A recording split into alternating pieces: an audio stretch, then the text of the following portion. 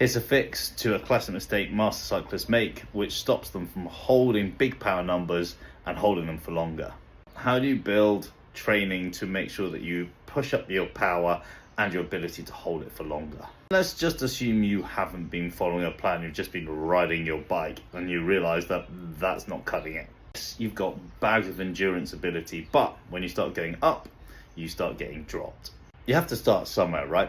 And sometimes when I take cyclists on board, I notice that actually what they've been doing in training has been a bit ad hoc, whether they come from another coach. This has happened recently where they've literally just done the odd bit of intensity here and there, cherry picked, whatever, and it's not really meaningful. So what we do is pull them back in and go, right, let's work here. So a classic session is this: 4 minutes hard, 4 minutes easy, times 4. You don't need to do this on the hill. You can do it on flat and undulating courses into a headwind. Yeah, into a headwind.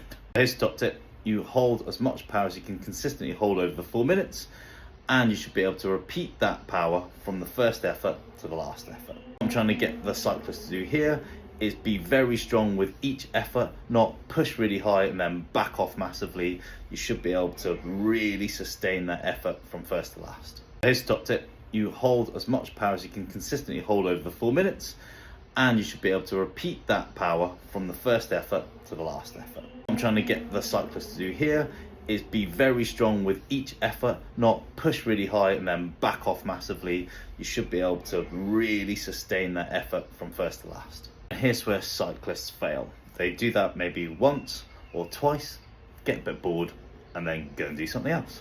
That's where I come in as a coach, because I say, no, you need to stick with that. We're going to progress these sessions over time, but if you're just cherry picking it from time to time and making it up as you go along, nothing is ever going to work.